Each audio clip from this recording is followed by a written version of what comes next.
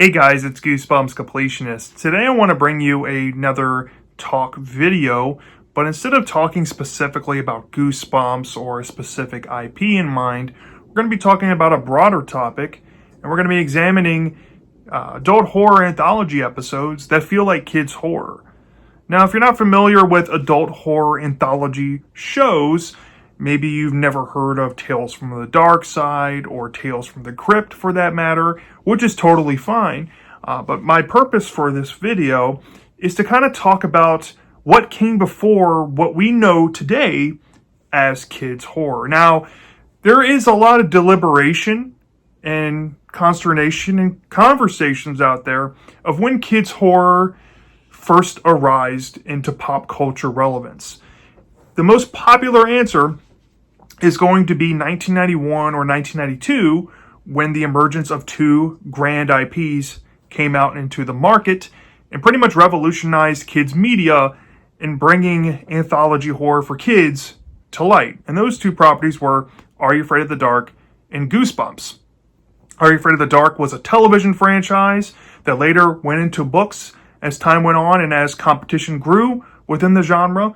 Goosebumps, vice versa. They started out as a book franchise and then over time got into television, mainly adapting the books or the source material to have, some mainstay recognition and to compete with other IPs like Are You Afraid of the Dark. Now, what I'm examining is pretty much what happened around 10 or so, maybe less years before those things came out into the market. So we're looking at early to mid 1980s, and what I call the end of the platinum age of kids horror. The platinum age is before the golden age started in the 90s. If you don't know what I'm referring to 1991 until 2000 being that golden age of kids horror that saw many franchises and knockoffs trying to emulate the big two come out of the woodwork. And these are basically the length of time that the big two ran from. So take that with a grain of salt, but I wanted to find some breadcrumbs and evidence of what can be congruent to those shows that came out in the 90s and those books that came out in the 90s as well, that you can see the foundations of earlier than those two IPs in specifics. So I picked 5 examples from pretty big mainstay shows that really do echo sentiment and feel congruent to Golden Age kids horror, which of course has influence up till today in modern day kids horror. And I also want to kind of observe, specifically when we're talking about Platinum Age kids horror, what were common things done during that time, and how do they differ from what came after it as well. And we'll touch on that near the end of the video. With that out the way, I have 5 stories to share with you. So enjoy, grab some popcorn, and let's get into it. The earliest story within the Platinum Age that I was able to find that resembled what kids horror would become in the Golden Age was Mooki and Pooky, written as a treatment by Mark Fields and Dan Kleinman to be the 6th episode in the inaugural season of Tales from the Dark Side. Debuting on November 4th, 1984, the story displayed the tragic tale of teenage fraternal twins Mooki and Pooky as a terminal illness ended their connection in the mortal realm. Before succumbing to his illness, computer whiz Mooki is shown communicating through technology to still participate in family game nights. One fateful day, Mooki asks his twin sister Pooky to come see him in his room. Seemingly knowing his time is running out, Mooki makes Pooky promise that she will finish this computer program he's working on if he's not able to do so before his time is up. Pooky, who is against technology, reluctantly agrees, and her brother assures her that there is an entire world waiting for him within the power of the internet, at the time which was primitive and relatively unknown. Soon after this promise was made, Mooki would pass away, leaving Pooky distressed as she looks through her brother's possessions to find instructions to finish what he started. At the same time, Pooky's father is interested in selling the computer to a coworker at his office so the computer doesn't go to waste.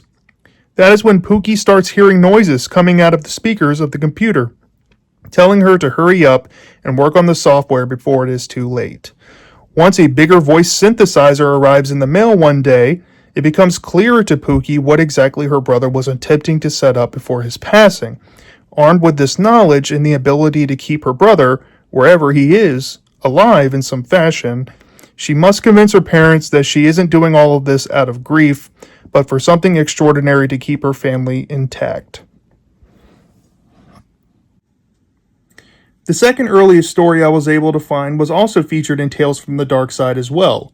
After first debuting in The Sun magazine in October of 1984, writer Thomas F. Monteleone lended his story called The Cuddy Black Sa to become the 14th episode of Season 4, alongside the help of adaptation from series regular Michael McDowell, and the story would even go on to be featured in various short story collections throughout the 90s and early 2000s, and even received a comic adaptation in Grave Tales issue number 3 in April of 2001.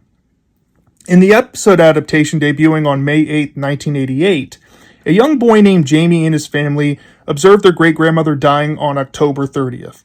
As their grandmother insists that she will soon die on All Hallows Eve, Jamie heads to bed but is awoken by his great-grandmother reciting Scottish chants to fend off the spirit of the Cuddy Black Sa, an entity thought to steal the souls of people on Halloween, living or dead.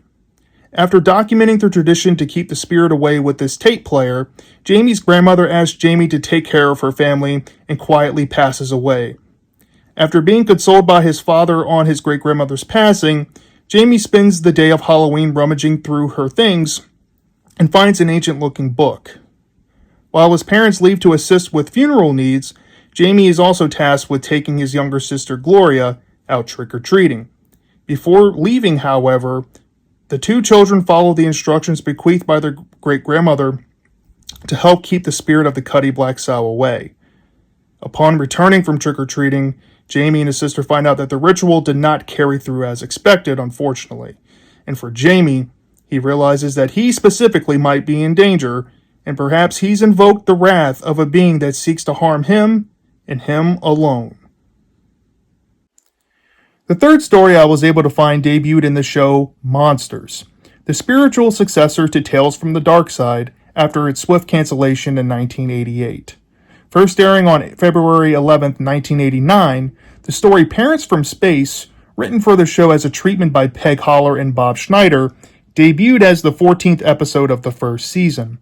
The story involves a young girl named Cindy, who lives with an older couple out in the middle of nowhere. The old couple are the girl's foster parents and treat her like a servant as opposed to being a child. One fateful night, after a frightening encounter with her abusive foster dad, Cindy heads out to fetch something from the barn during a violent thunderstorm. Unbeknownst to her, two rat-like aliens have crash-landed their spaceship directly into the barn due to the thunderstorm, and this of course frightens Cindy. After trying to tell her foster parents what happened, the old couple investigates the barn and come back changed, as Cindy observes. As the story progresses, Cindy grows more conflicted as to what should be done in this situation, whether to save her foster parents or to make a selfish decision, and the choices she makes could affect the rest of her upbringing and even the unexpected visitors' lives forever. The fourth story I found was also in Monsters, this time in its second season. Written as a treatment for the show by Tales from the Dark Side and Monsters regular Jules Selbo, based on an unpublished story by sportscaster Steven Nelson, Mr. Swabber would debut on January 28, 1990. In this quirky romp, a young preteen named Roy is shown to be playing in the basement of his house and hiding from his annoying, nagging mother and his miserable older sister named Barbie that boss him around to do chores around the house. After opening a box of cereal to make a snack for himself, he finds a prize inside that turns into an amphibious creature when submerged in liquid. After the toy touches water, it evolves into a sentient creature known as Swabber, who befriends Roy and observes how his family treats him. As the creature begins to ravenously snack away and accidentally keeps absorbing liquid to make himself bigger, Swabber takes it upon himself to pull pranks on Roy's mother and sister Barbie, which backfire on Roy. After Roy reaps the benefits of Swabber and also the punishments that come with Swabber, he starts to wonder if Swabber was a good idea to begin with. However, Swabber tries to prove himself one last time and may or may not succeed.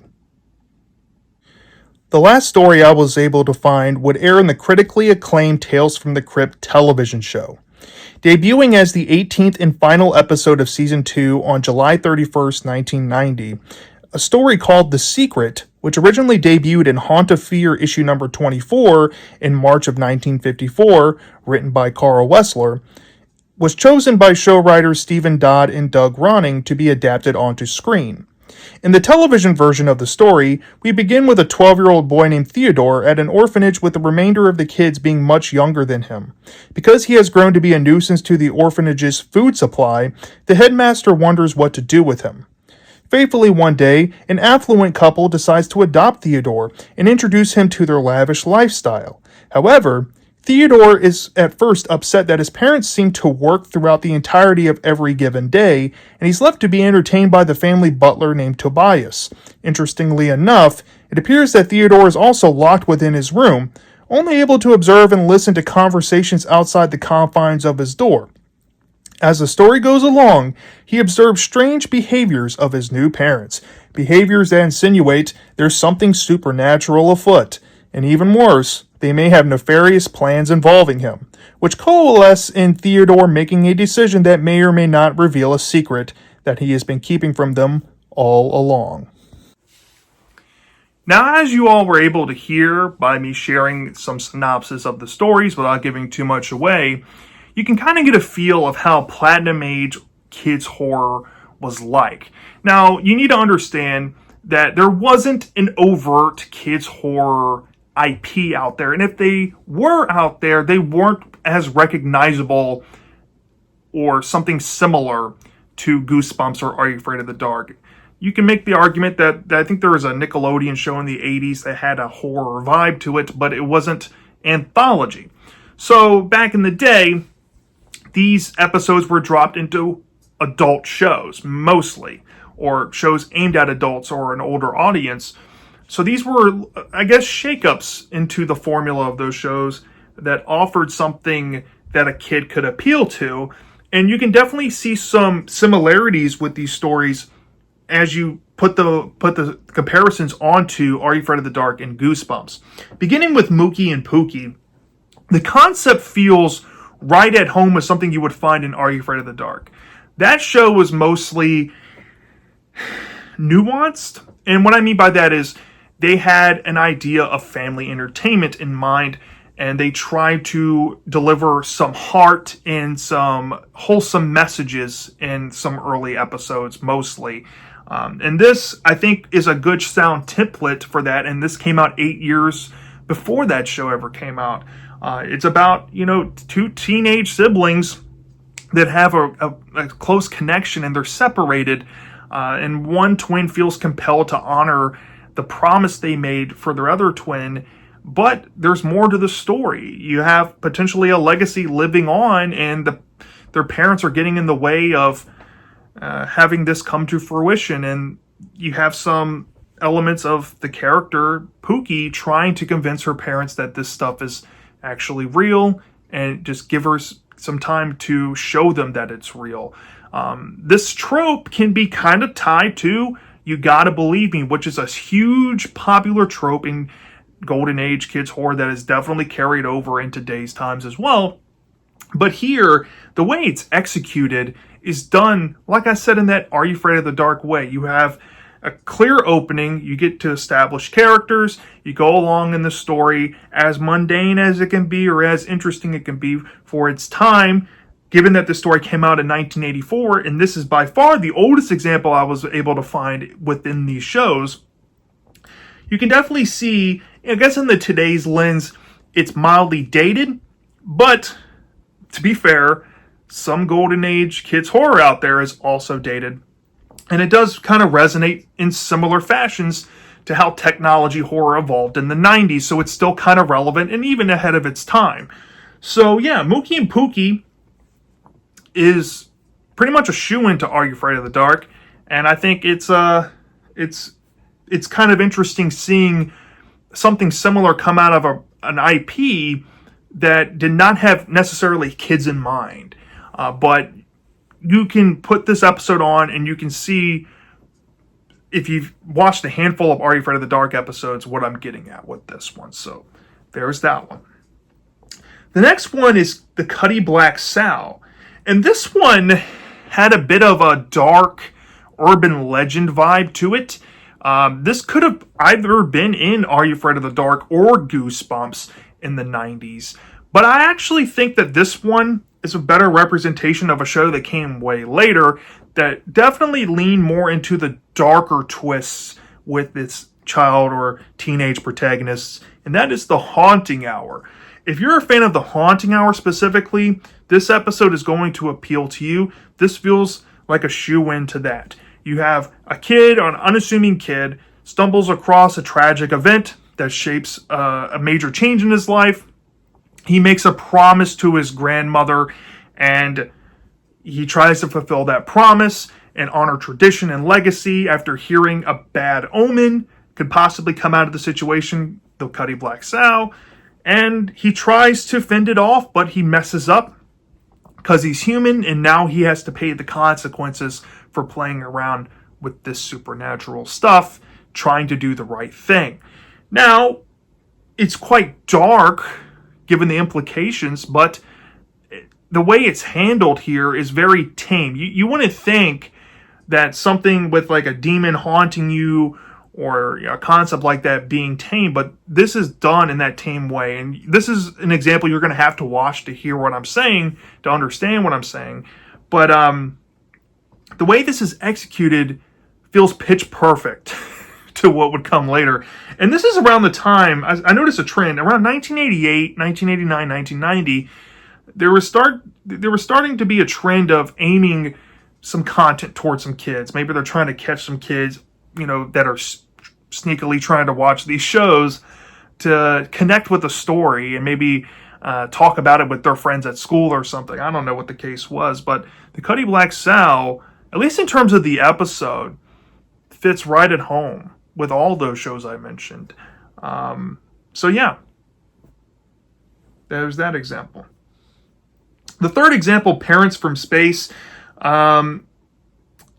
one, this was the first Monsters episode I found, and this didn't come out too far after the Cuddy Black Sa, and this one definitely has more campy feel. So I think this one fits more at home within Goosebumps because of the ridiculous concept of random aliens crash landing into a barn, and you have dismissive / mildly abusive parents, which is sadly a trope in Goosebumps here.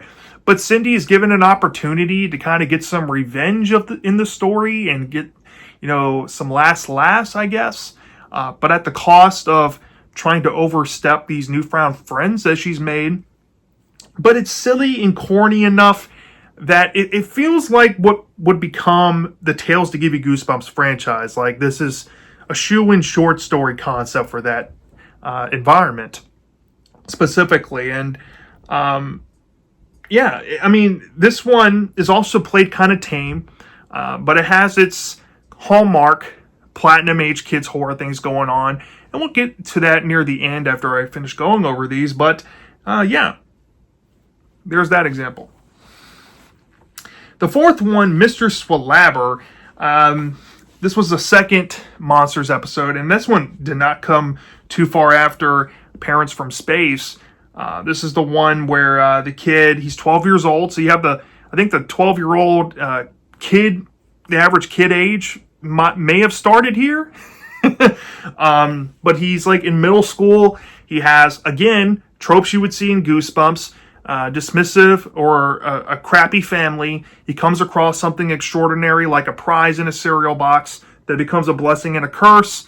He goes through some trials and tribulations with this blessing and the curse.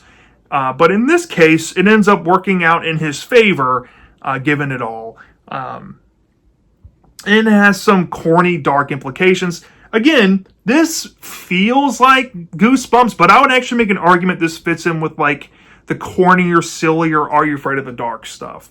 What would become like the Tale of the Full Moon or anything Ron Oliver made in Are You Afraid of the Dark. This feels like Ron Oliver made it. So, I don't know. It has 90s written all over it, and the fact that it came out in the 90s is hilarious. But yeah, if you see this episode, you're going to see the goofy nature of it, and you're going to definitely see how this possibly impacted shows or showrunners putting on these shows in the 90s for television for kids. I mean, it's a shoe-in. Yeah, that's that example. And then the last one, The Secret. This was the Tales from the Crypt, the token Tales from the Crypt example I pulled.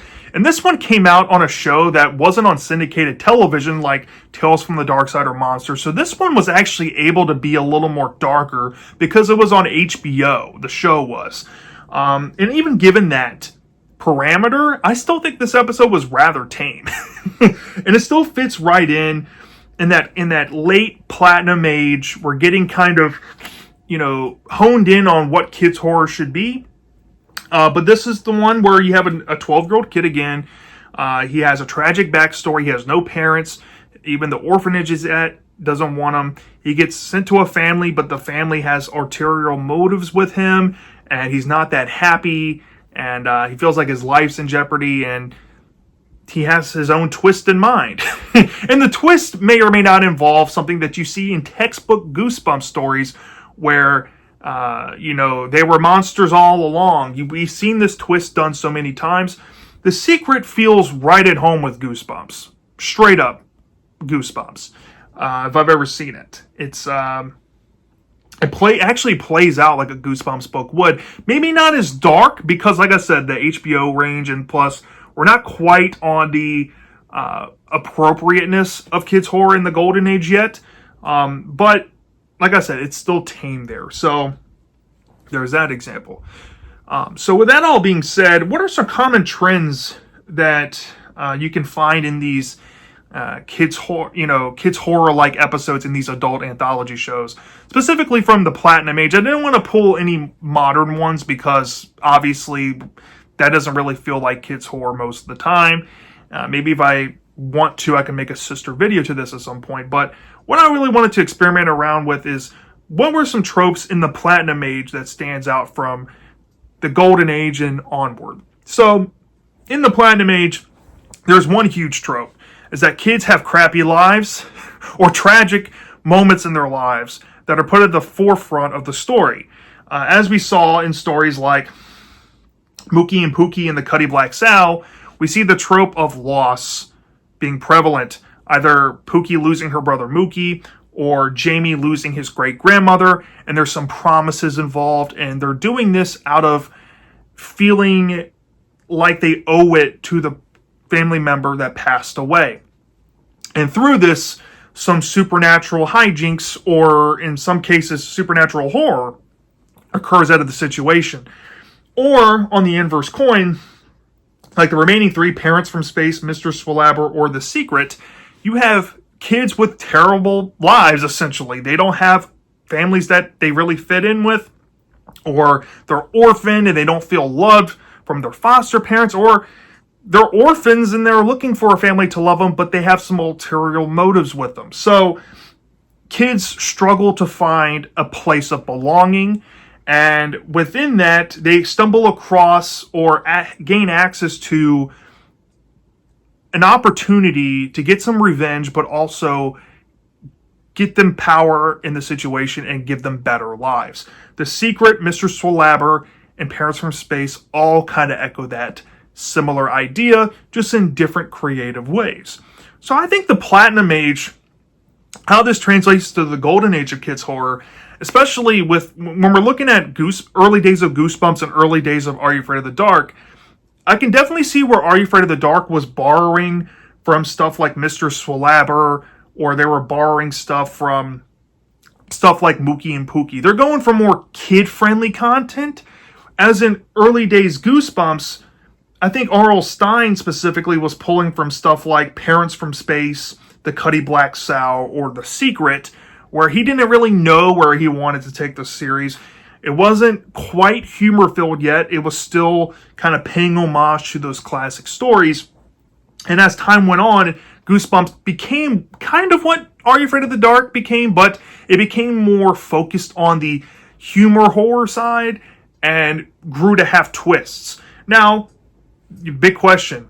Do any of these stories have twists? Well, I don't want to spoil them exactly, but I will say which ones do have twists, if you want to call them that. There is a mid-portion reveal in Mooki and Pooky that we sometimes see in kids' horrors. So there you go. The Cuddy Black Sa, the story's pretty straightforward. Not much of a twist other than, I guess, the shockingness of the ending. So there's that. Parents from Space, kind of straightforward as well. Not necessarily a twist, but there is a twist in the mid-portion, kind of, involving these alien creatures and what happens to the girl's foster parents. So that, I guess that kind of counts. Mr. Swabber is also mostly played straight. Not much of a twist there. So, yeah, you can see the Are You Afraid of the Dark element there. It's not much of a twist. It's a bit played straight. But The Secret does have 2 twists. And it feels right at home, like I said, with something Goosebumps would do. So, yeah, you can see the seeds of storytelling here in the Platinum Age as they move into the Golden Age within these episodes. And I implore you that if you are a kids horror aficionado, or you want to see what content was like for kids during a time where they didn't have dedicated programming to fit a horror anthology niche that would come later, they had to find these little random episodes in these adult, marketed shows to kind of get that. And I do feel like these episodes are kind of lost to time in some ways, but I think it's fun to bring this up and bring these stories to light in this video, just so you guys can go out and appreciate these as much as I do. For pretty much how I look at them is historical significance of what became before what we love in Are You Afraid of the Dark and Goosebumps, but also to see that all of this stuff was coalescing right before these shows and these books took off. So there was a market growing, and this, for a time, was really some of the only things fulfilling that growing need in the market. So, yeah, that's all I have to say for this episode here. Thank you all for listening. If you think I missed an episode that kind of fits what we were talking about today, feel free to share it in the comment section. If you went and watched these episodes, or maybe you've seen these episodes from these shows before, what did you think about them? Do you see the similarities that we pointed out today? Let me know. I'm dying to talk about this, and I'll see you next time.